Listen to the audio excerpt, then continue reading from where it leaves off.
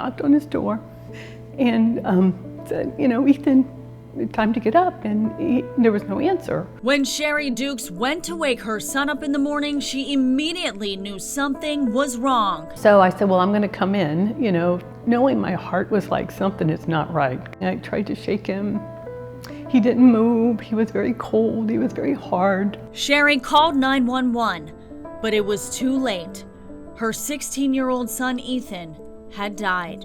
They said he was going to be in a body bag, and they would be bringing him down, and that I would probably go to another room. And I said, I brought him into this world. I'm going to be with him when he goes out. 3 months later, Shari got the toxicology report from her son's death. It was a low-dose hydrocodone with fentanyl, which is 2 milligrams, which was a lethal dosage, and that's how he died. And so I just kept saying, a pill killed my son. I don't understand. Shari believes her son didn't know the hydrocodone was laced with fentanyl. We had a lot of conversations about substances and making good decisions, but I had not heard at that point in 2019 about fentanyl. Since Ethan's death, Shari's been working to educate parents, teachers, and teens on the dangers of fentanyl. When Ethan died in 2019, 1 of 4 of those pills out there were laced with a lethal dosage of fentanyl.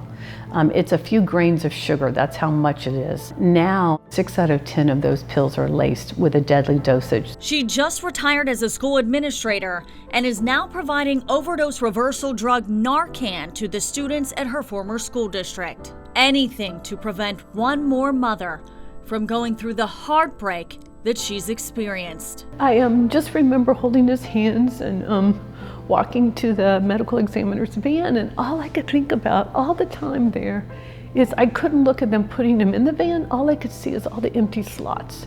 And I kept thinking about, by the end of the day, there's going to be more parents doing this exact same thing, and that makes no sense to me.